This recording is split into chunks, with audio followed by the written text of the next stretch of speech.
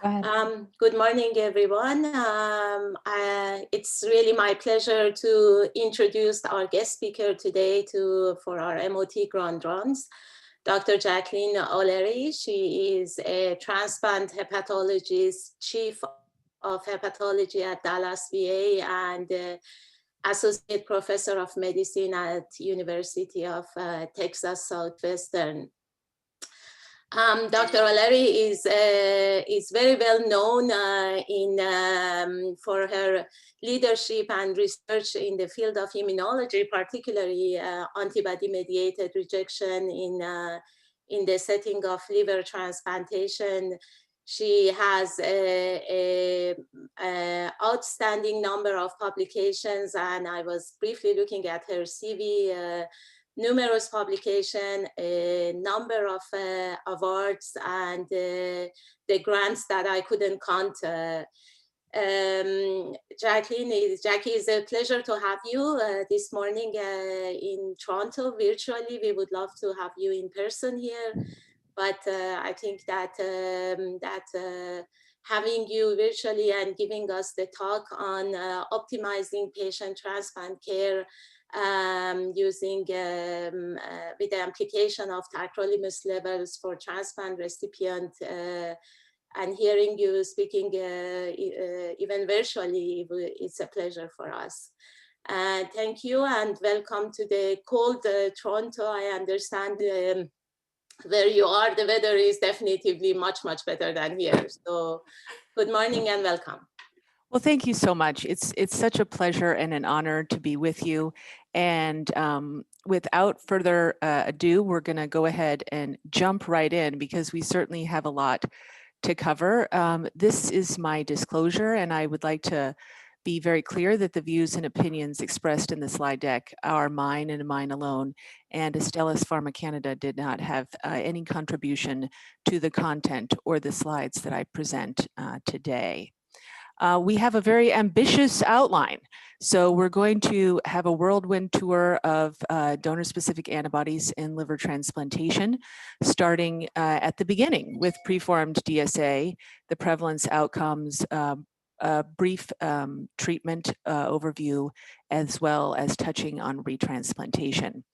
We're then going to delve into de novo DSA, spend more of our time on chronic AMR, which I think is the most important area of the talk, and then discuss non-HLA antibodies, some important information regarding DSA in the weaning studies that have been published, and then try to bring it home with where are we going with all of this.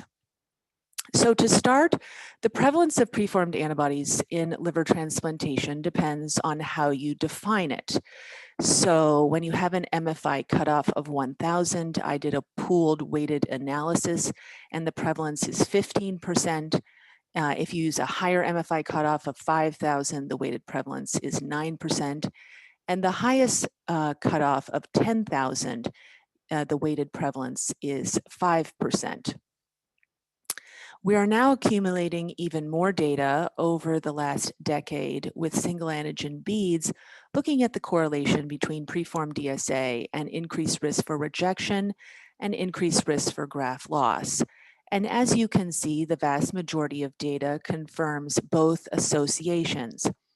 But when you rearrange these publications, not by the year of publication, but by the number of patients that have been enrolled, you can see a very clear answer that any study that enrolled more than 100 patients had a definitive association between an increased risk for rejection as well as an increased risk for graft loss. And this correlation was strongest when the MFI cutoff used for positivity was greater than 10,000, and especially in patients with multiple preformed DSAs. I have created a simplified diagram looking at the risks perioperatively in patients with preformed DSA, and in general patients with low MFI DSA who undergo a primary liver transplantation, there are actually no known short or even long-term consequences. In a smaller group of patients with higher MFI preformed DSA, there tends to be a short lag in the normalization of the liver injury tests with higher levels of preformed DSA, especially when the antibodies have Fc binding receptors. There is a marked increased risk for TCMR. And in the minority of patients with very high titer preformed DSA, you do have overt antibody-mediated rejection. You go up this triangle towards the peak with increasing amounts of DSA, which our current testing does not do a good job of actually quantifying DSA, although titer can be used to do this, and C1Q does a better job than standard DSA testing. Smaller grafts are at higher risk because the antibody has to be distributed over less surface area, and therefore this facilitates increased cross-linking and injury, and IgG3 subclass antibodies have an increased prevalence of the ability to fix complement as well as having Fc binding receptors. The liver has a unique ability to secrete soluble class 1 antigen, which can bind preformed antibodies, and the Kupffer cells actually do an amazing job of clearing these antigen antibody complexes, and I'll show pictures of that later. Patients with lower MELD at transplant are able to tolerate an injury better, as well as those patients who get a better quality graft as defined by the DRI or donor risk index. Also, if there's a larger area of distribution, the antibodies are not able to cross-link as well, and this is less injurious. And patients transplanted with hypocomplementemia, thrombocytopenia, or hypocoagulation similarly are less able to result in as significant an injury. But despite all of these mitigating factors, acute antibody-mediated rejection in liver transplantation is no longer debated anywhere in the world. And that is because BAMF criteria have been definitively established to make this diagnosis, and they are fairly specific. This generally only happens in two settings. The most difficult to treat is in the setting of late post-transplant when patients abruptly discontinue all of their immunosuppression. Usually these patients present very late after they have developed very high bilirubins and they have a very entrenched immunologic response with niche resonant plasma cells that are more difficult to treat. The second instance is rarely perioperatively. This occurs in patients with preformed DSA, and the incidence of this is approximately 2% in primary deceased donor liver transplant recipients, usually in the setting of high preformed, high titer DSA. The exception to this is really when a child or a husband donates to the mother, a living donor, and likely this is a higher prevalence of AMR perioperatively, although these two single center papers that I did collate the data from likely have significant selection bias.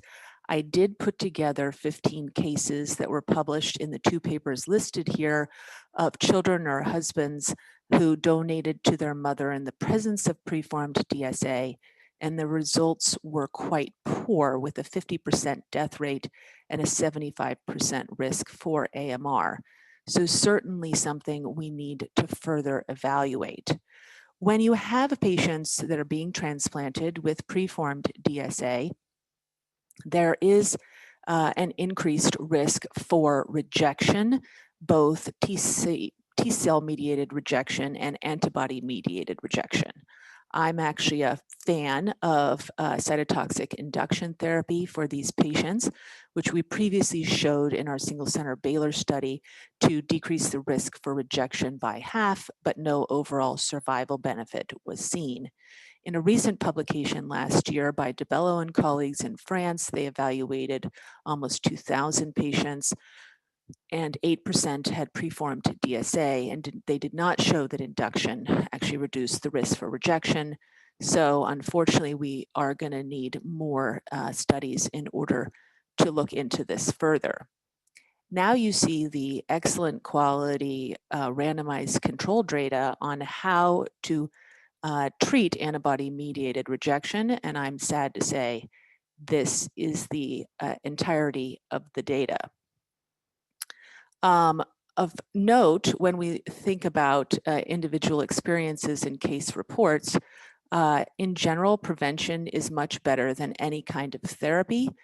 Patients with mild AMR in general have often been treated well with simple steroids. When you get to more mild to moderate AMR perioperatively, almost always these patients do have mixed TCMR and often need thymoglobulin or other types of steroid-resistant rejection therapy. When we get more into the moderate era, plasmapheresis is often needed.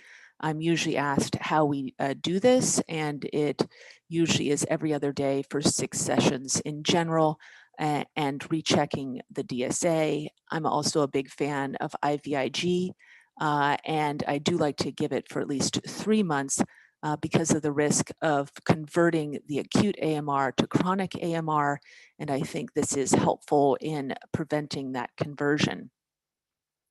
In patients with more moderate to severe AMR, usually they need a B-cell agent.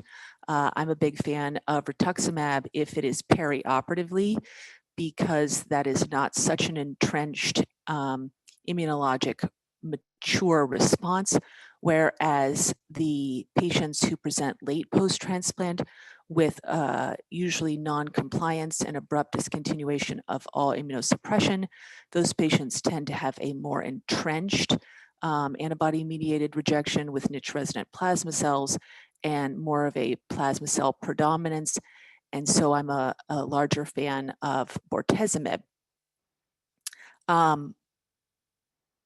In general, this is best treated early. The longer you wait, the more problems you're going to have acutely as well as chronically, and this has been a protocol that we've used with some success. Ultimately, the big problem is that very little to no data exists on the longer-term follow-up of patients post-acute antibody-mediated rejection. And we did originally publish in AJ2 in 2012 the success of bortezomib, plasmapheresis, and IVIG. This was a short-term success with marked improvement in the liver injury tests. However, over the subsequent 3 years, I'm sad to report that all 3 patients developed either cirrhosis or graft loss from chronic antibody-mediated rejection. DeBello and colleagues in 2017 published the largest series of treatment for AMR of 9 patients. They used rituximab and plasmapheresis. 2 patients had preformed DSA, 7 patients had de novo DSA, and they had a 40% graft loss rate, but once again, long-term follow-up and especially long-term liver biopsies have not been reported. And we're going to discuss how essential it is to think about the histology even in the setting of normal liver injury tests in subsequent slides. Retransplantation really is a big challenge. This is more of an issue in pediatrics than it is in adult transplantation. The weighted prevalence of preformed antibodies in liver transplant patients is considerably higher, as would be expected, at a weighted prevalence of 30%. There are no guidelines or even recommendations. My personal recommendations are patients who are retransplant candidates all need DSA testing. And when you have antibodies with MFI greater than 15,000, titers are needed in order to really quantify to some extent how much antibody you have. Patients who have lost their grafts from immunologic reasons are going to be at the highest risk.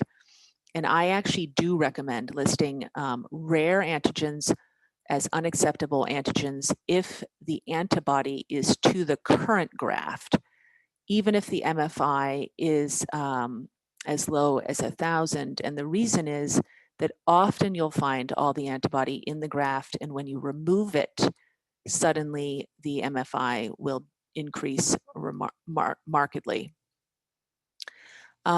In general, if you list for too many unacceptable antigens, you'll just never transplant the patient, which is why I think you need to be highly selective about this. And in general, it's the ones where the DSA is against the current graft that are the most problematic. Although in patients who are more stable, you should consider listing for unacceptable antigens if they are of high titer. The higher the titer, the more problematic.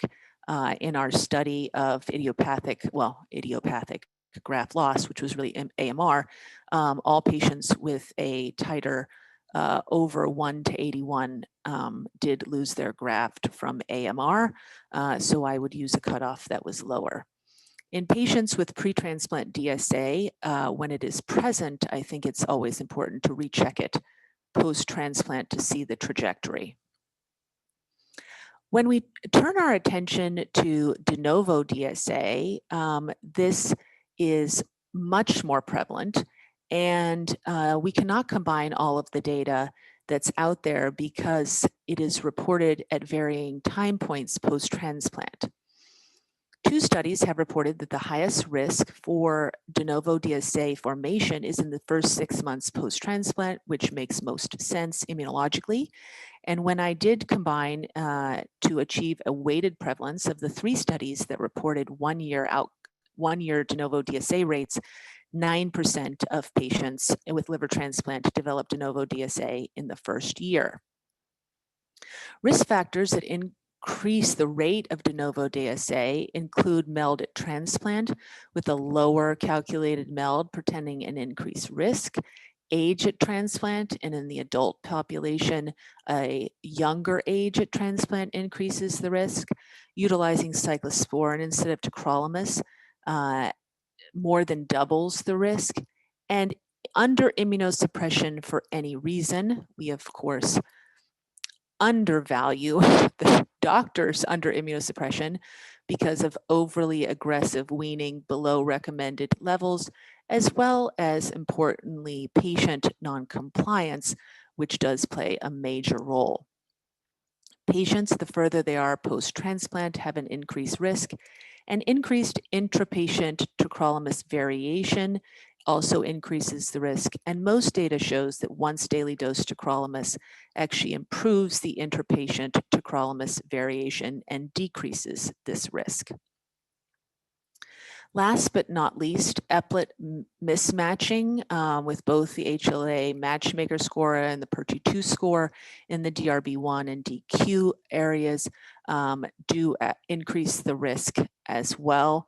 And in multivariable analysis, the hazards ratio was about 1.5 for the log of the PIRCHE2 score. Now we're going to look at some histology. So there is a strong association between inflammation and fibrosis on liver biopsies in patients with de novo DSA. And in a recent publication by Cousin and colleagues in 44 liver transplant patients that are pediatrics, they had protocol liver biopsy and DSA testing. And sadly, only 11% of patients had normal histology, which is incredibly low.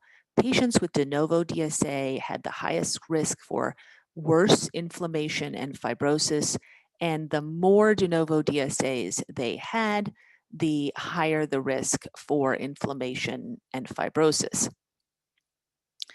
So what can happen when you develop a de novo DSA? And this is an unpublished study that has been percolating for some time in collaboration with Baylor as well as Jake Dimitris. And it is a very small study of 6 simultaneous liver kidney transplant patients who all actually had paired liver and kidney biopsies taken in the presence of DSA with MFI greater than 5,000, and those DSA tests had to be within 30 days of the biopsies. Both biopsies had to be within 60 days of one another, and of note, all renal biopsies were indication biopsies. There's one case that is particularly educational that I'm going to share with you. This is a patient that was transplanted and treated with cyclosporin, and then unbeknownst to the clinicians, developed de novo DSA with an MFI of 9,000, added about 2 months post-transplant, had an indication liver biopsy after pulse dose steroids.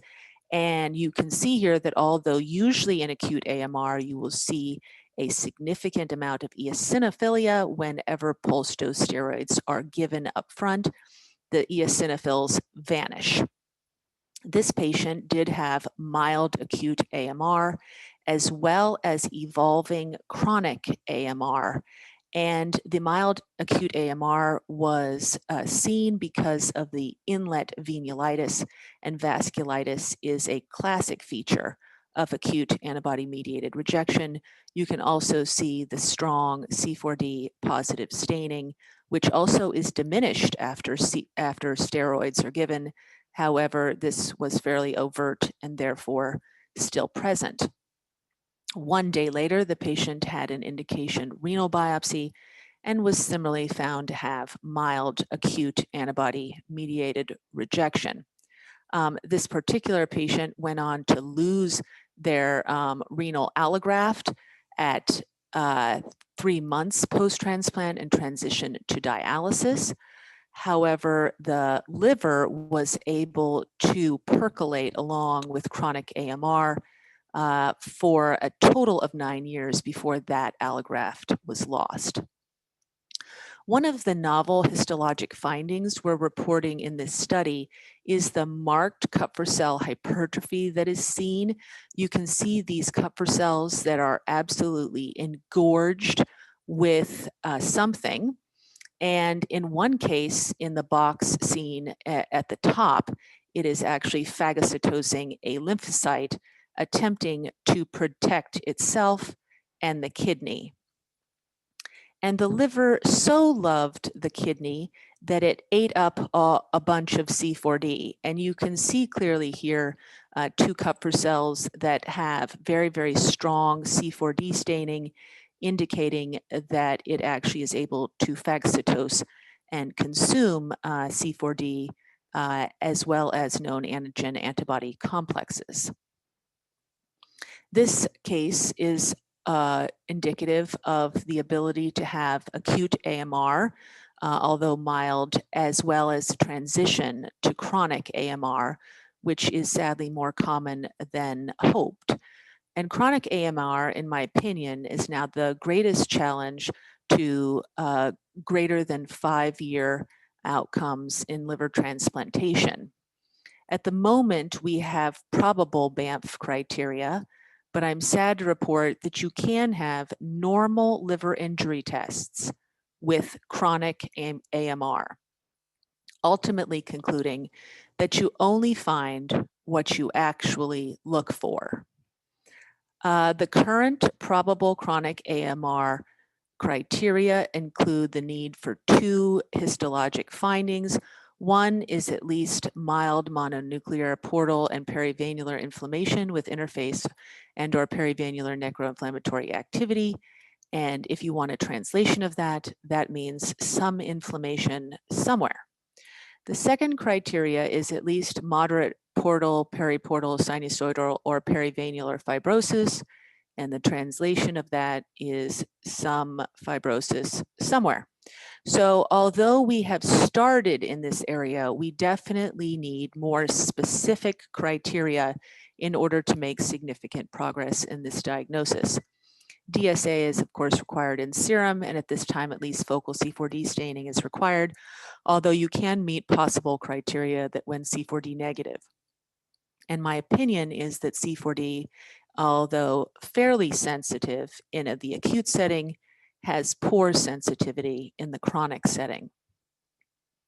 In collaboration with Jake Dimitris and the Terasaki lab, we did create the chronic AMR score, Although Hep C did exist at the time, it played really no role in this overall score, which performed equally well with or without the utilization of that factor. And I will note that the reviewers just made me include it.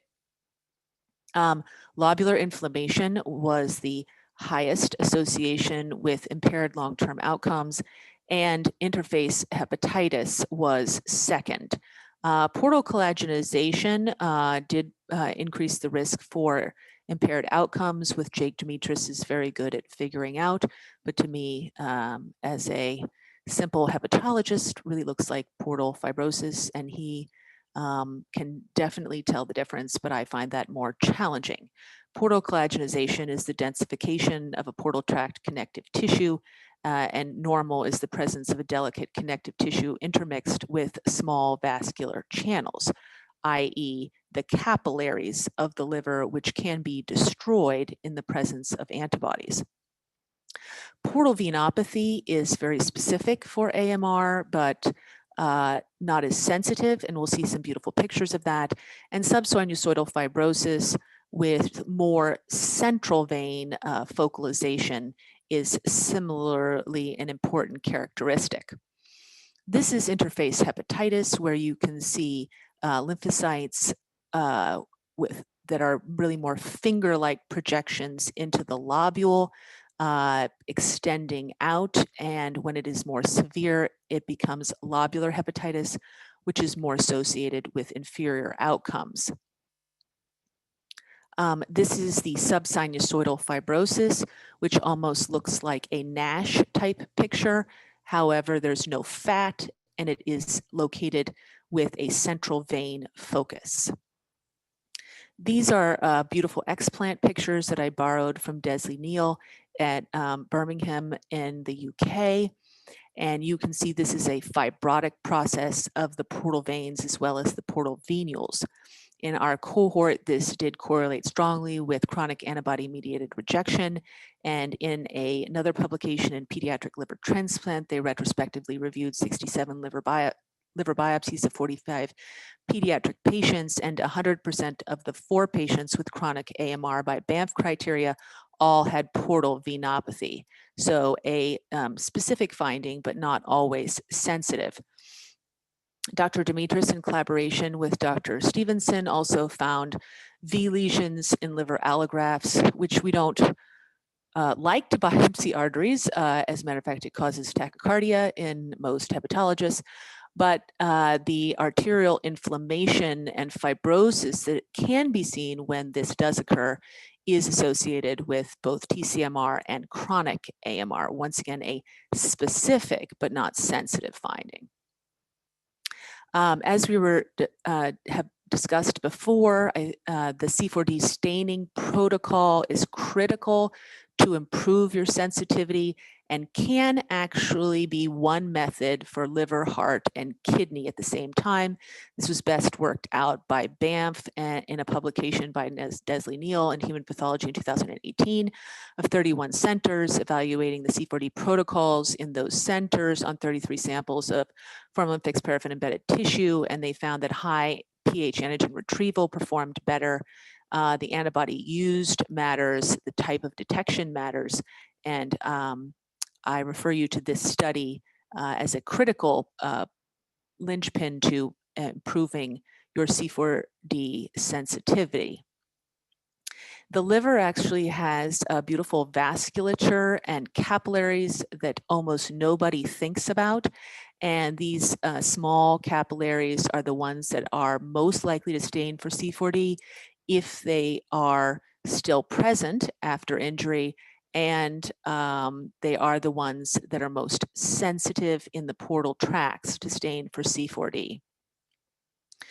When we looked at chronic AMR and the risk for allograft loss in all patients with, in our single center with DSA greater than 10,000, it is nice to know that not everybody has injury, and certainly not everybody has allograft loss.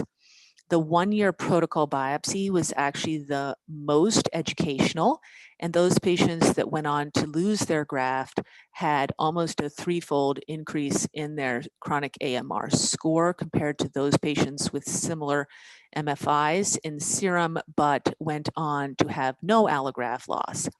And of note, this is often stable over time, indicating that a 1-year protocol biopsy is incredibly indicative of your future. This shows you that even all these patients had MFI greater than 10,000 in the serum. And if your chronic AMR score is less than 13, your likelihood of graft loss in 10 years was almost 0, versus if you're in the high risk group, it's 50%. This was subsequently validated in patients with MFIs between 1,000 on upward, and regardless of MFI, in serum, if your CAMR score is less than 13, your 10-year outcomes are outstanding.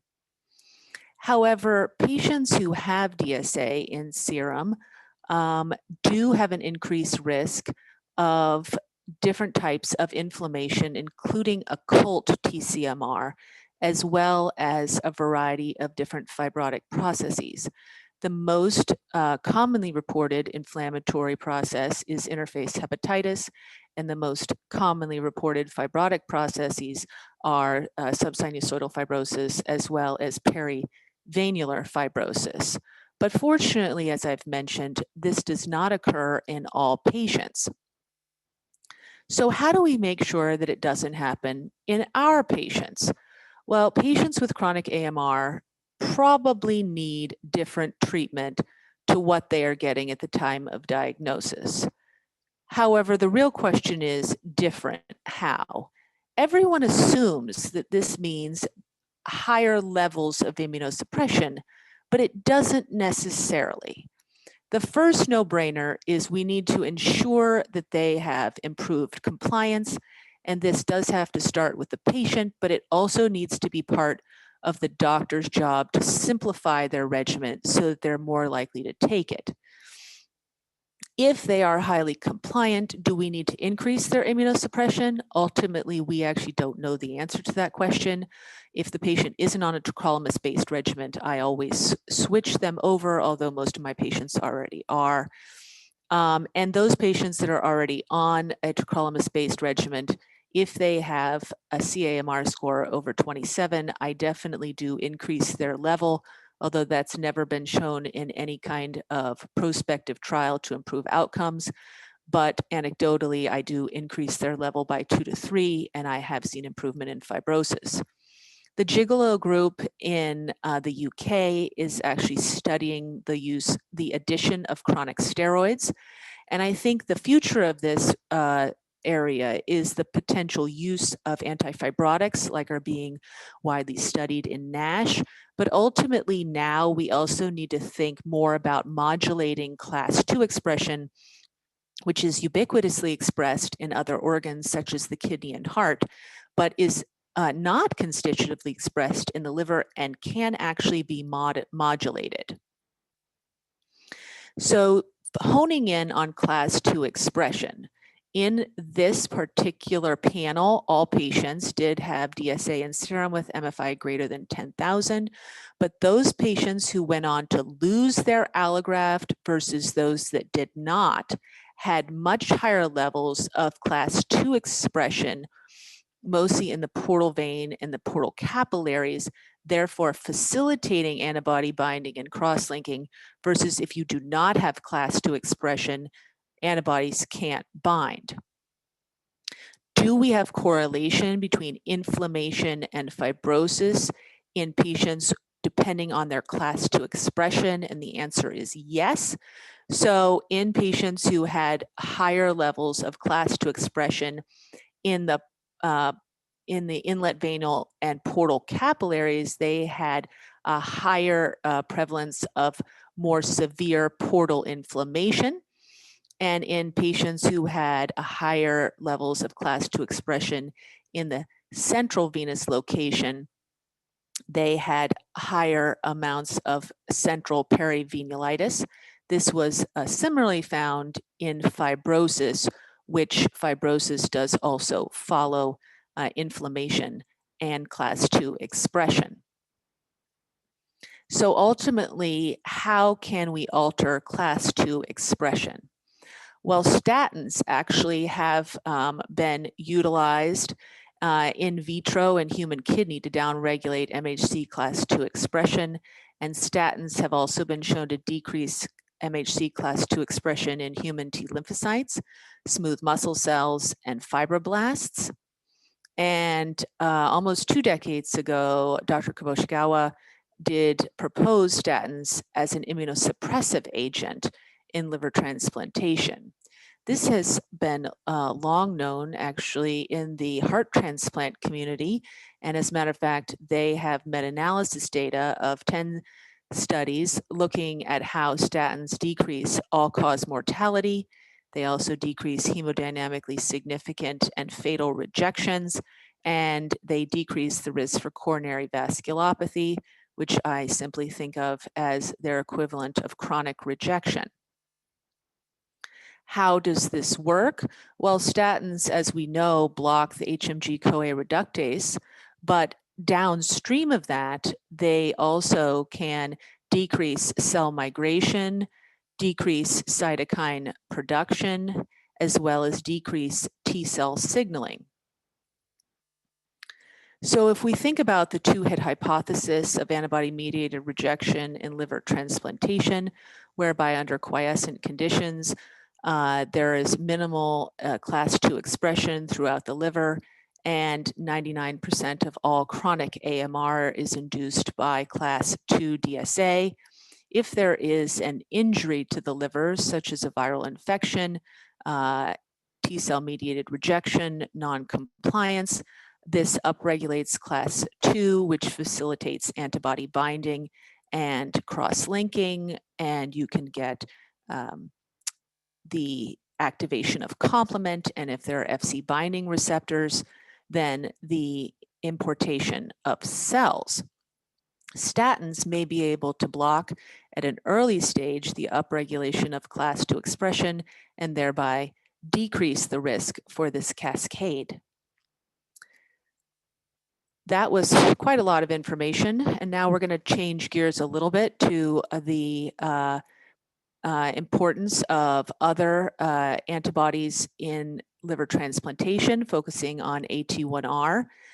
This is well known to all of you that AT1R antibodies, especially in combination with HLA antibodies, impair renal allograft outcomes. This is similarly shown in liver transplantation, whereby in a pediatric study that was a cross-sectional protocol biopsy evaluation, patients without either antibody had the lowest amount of fibrosis. If they had either antibody, i.e. a single positivity, they had an intermediate risk for fibrosis, and patients with both antibodies had a 100% chance of advanced fibrosis. In our Baylor cohort, evaluating 1,270 consecutive liver transplant patients, we did show that 2 preformed antibodies had the highest risk for inferior outcomes, which was worse in the patients with hepatitis C, with almost a universal advanced fibrosis or death from liver allograft failure in patients with both antibodies. This is, of course, back when patients were viremic.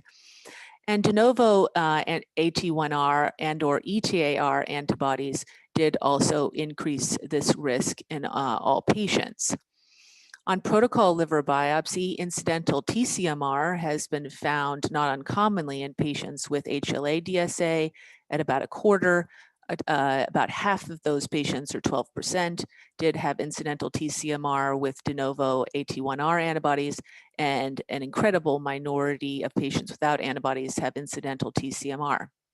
When we used the chronic AMR score to see whether it was useful in patients with de novo AT1R, ETAR, those patients had similar histologic findings and a chronic AMR score to those with HLA antibodies. which was markedly higher than those patients without any antibody. The big difference is the pattern of C4D staining, whereby portal capillary and periportal C4D staining is more common in HLA-DSA versus sinusoidal antibody staining is more common in patients with AT1R and ETAR de novo antibodies. This is a little bit of a complicated slide. You'll see that this is multiplex staining done by Dr. Dimitris's lab. You can see that the yellow depicts CD34 staining, which is liver sinusoidal endothelial cell capillarization. You don't want your liver sinusoidal endothelial cells capillarized. That means they've been injured. The pink staining here is smooth muscle actin, indicating activation of stellate cells. And when you activate stellate cells, they produce collagen or fibrosis. And so we wanted to see if activated stellate cells were in the same location as C4D staining in patients with de novo AT1R antibodies. And in fact, in this next panel, which was a one section down, and you can orient your eyes based on the star, that activated stellate cells are generally in the same location as the sinusoidal C4D staining. And we do assume that, although it is an assumption, that the antibodies are activating the stellate cells to produce this subsinusoidal fibrosis often seen in patients with chronic AMR.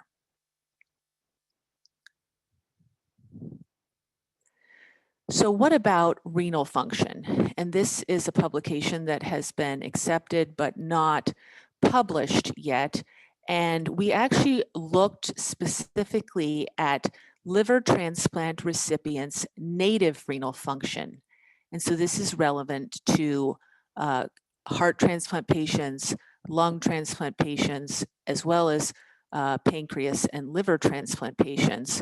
This is not a transplanted kidney. And we looked at the presence of AT1R and or ETAR autoantibodies, because remember, these are not specific to the graft. They can increase the risk for hypertension, pulmonary hypertension, and a variety of other vascular injuries. And we actually found that patients who had AT1R and or ETAR autoantibodies had, over a 4-year period of time post-transplant, a decrement in their native GFR, especially if they were diabetic. So to conclude this small section on AT1R alloantibodies, they do increase the risk for fibrosis in patients with liver transplant, especially if combined with HLA-DSA, as has been previously shown in other organs. The H&E histology is similar when there is injury to HLA-DSA, although there is a different pattern of C4D staining, which is often found subsinusoidal. And that native kidney function may be affected, especially in diabetics, although this will require further evaluation. Now we're going to see what we can learn from the weaning studies that have been done in pediatrics and adults. And this is a beautiful publication by Sandy Fang a year and a half ago, which looked at a cross-sectional study of 157 stable pediatric liver transplant patients who underwent eligibility biopsy. Remember, they were selected to enter a weaning study, and the mean ALT was 27, although it had to be less than 50.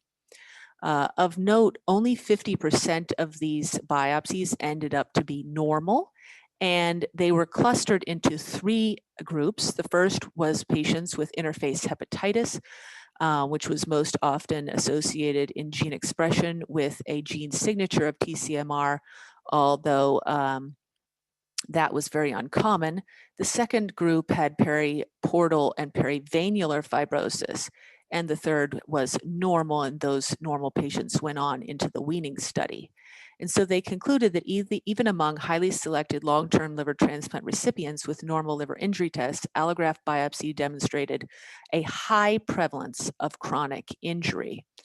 The C4D staining did follow both the HLA class II antigen expression, thereby once again indicating the importance of attempting to modulate this factor, as well as blood flow. And the risks for being in the cluster 1, which was the interface hepatitis group, were ALT. Remember, everyone was below 50, but a higher ALT every point increased that risk, as well as the highest risk for being in cluster 1 was the presence of class 2 DSA.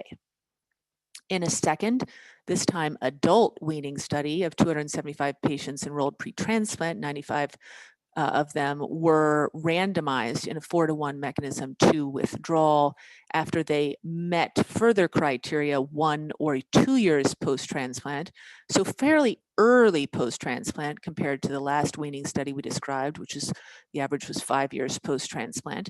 They had to have, quote, adequate liver and kidney function, no rejection, and stage 2 or less fibrosis because Hep C still existed at this time. 69 patients analyzed for de novo DSA found that acute rejection and biopsy-proven findings disqualifying patients from withdrawal were associated with de novo DSA, and de novo DSA development was an important risk factor for rejection during immunosuppression minimization. And in fact, 2/3 of all patients were able to be reduced to immunosuppression of about 50% if they did not have DSA. And de novo DSA was concluded to be an important consideration when you're thinking about immunization, immunosuppression, minimization, or withdrawal. And so I want to propose to you that we really need to enter the era of immunosuppression personalization. And although tolerance is the holy grail of transplantation, something that I myself am not really going to contribute to taking patients off immunosuppression in clinical practice without considerable greater data. But I think we can take a big step towards improving our immunosuppression personalization that will result in better graft and patient outcomes long term. But we probably are currently, with our one-size-fits-all immunosuppression plan, over immunosuppressing about 50% of our patients. But we can't just reduce immunosuppression in patients who have normal liver injury tests, because as I've shown, under the best of circumstances, 50% of those patients have abnormalities that are clinically significant on protocol biopsy. So before the pandemic started, I started to initiate this particular protocol that I'm going to share with you, although sadly was cut short by the pandemic, but I do plan to get back to it once we are able to see patients in person frequently.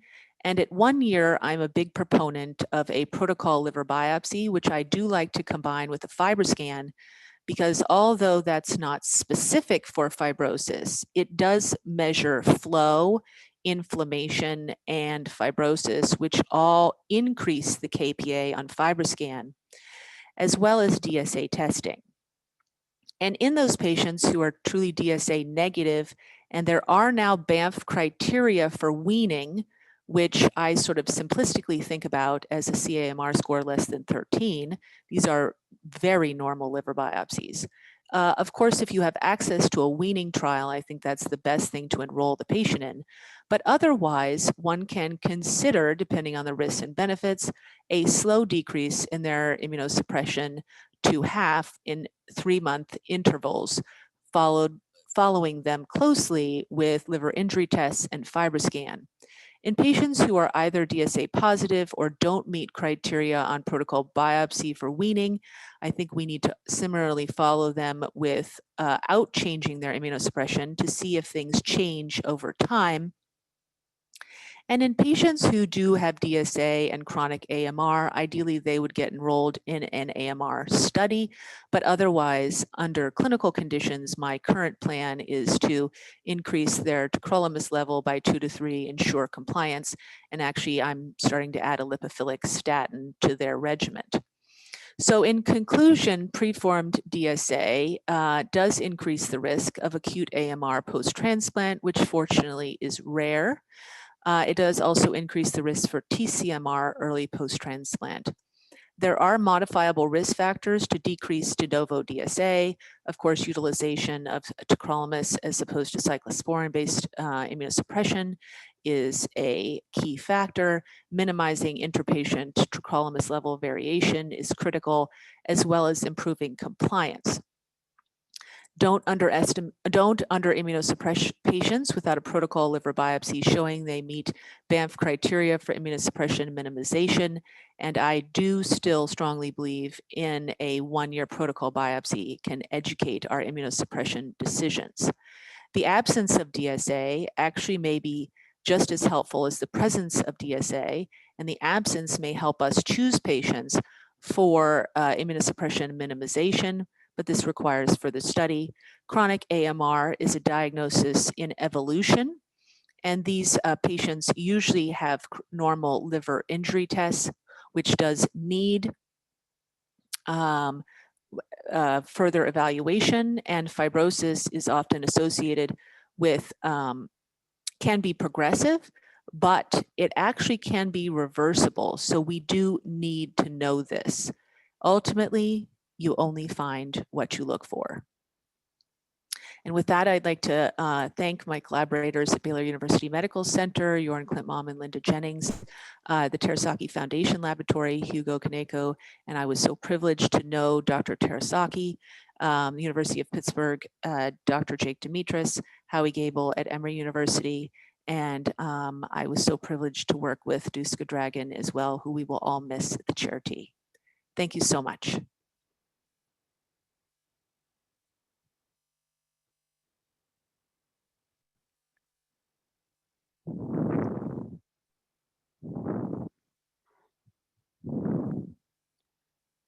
Do we have questions?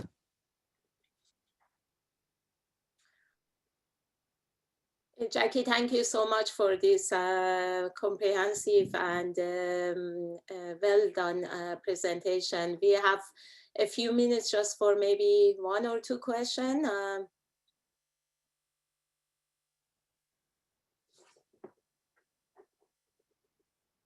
Nazir, I've got a question if there's time. Sure, go ahead. Go ahead. So Jackie, that was great. Gideon Hirschfield here. I mean, I'm biased, of course, because I'm really just interested in primary sclerosing cholangitis and transplantation, which I realize is a small part of the puzzle, but you didn't really talk about recipient very much.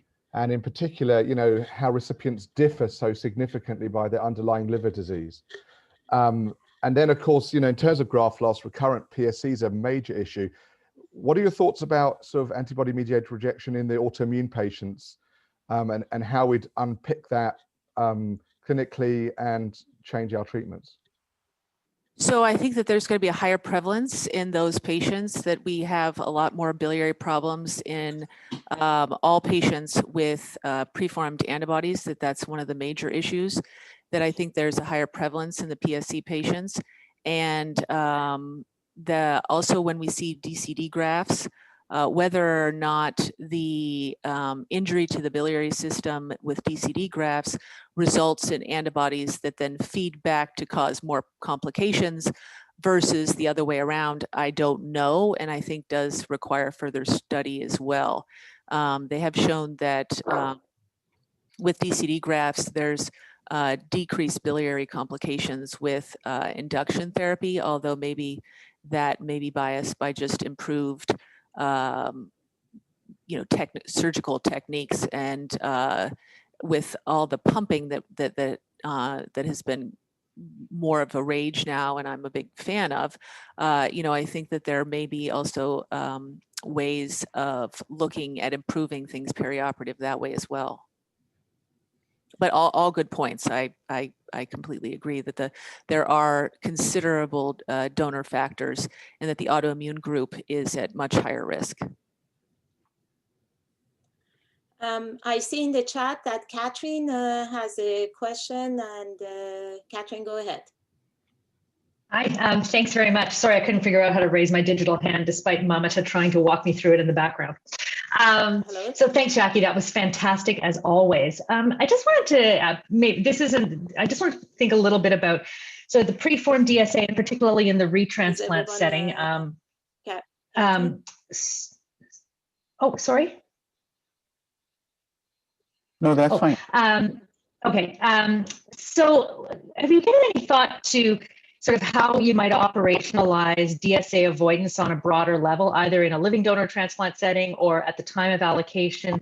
And how you would, at what levels would you actually say, yeah, we're going to never cross DSA, or this is how we might operationalize DSA avoidance? And I'm just thinking about some of the things that we do in the very highly sensitized patients for kidney transplantation. Could you ever envision that type of strategy of organ sharing to try to avoid the worst DSAs in a liver transplant context? Or is it just you kind of have to take what you get and then treat? So I think the big problem that we face in liver transplantation is that patients become so critically ill, and there's no way of prioritizing the retransplant patients at this time. I know that that's, although you don't prioritize retransplant patients at kidney transplant, that they tend to get priority when they have DSA. So then, and there's dialysis to keep them going. The big problem in retransplant in liver is that they tend to be sicker than their MELD, or at least we all feel that way. And so in general, I think the most important things to avoid, and I am a proponent of listing for unacceptable antigens, as I mentioned, in patients who have for the antigens that are present in the current graft, because those I think are the highest risk because of the antibody affinity and the fact that the MFI often is much lower because the antibody is so much being taken up by the current graft. So that's where I think you're going to get a high risk for graft loss. I don't really have a cutoff for titer other than that. I tend to say 1 to 27 dilution with an MFI greater than 10,000 for other than that in a retransplant setting. But once again, so many people are really opposed to that because you start listing for too many unacceptable antigens. Essentially what you've decided is you're never going to transplant the patient. So that becomes a difficult balance. If you had to pick, would you avoid DQ? Like, would you actually pick a low, like the ones that are potentially the most nefarious, or do you take a different approach? I think DQ is the worst because that's where we get so many complications, especially in retransplantation, not in the first week, but in the first 6 months. 6 weeks, yeah. Yeah. Thank you. Oh, great questions, important questions. Hi, I think there are a lot of questions in people's mind, and they can reach you out. Again, thanks for the fabulous talk, Dr. O'Leary. It was truly a pleasure to have you, although virtually. Probably might not have liked to come in this cold weather, but so they can reach you out, but in the interest of time, we will conclude this session. Thank you again. Thank you so much. Thank It's been you, a pleasure Jackie. to be with you. Yeah, Thank it was you. fantastic.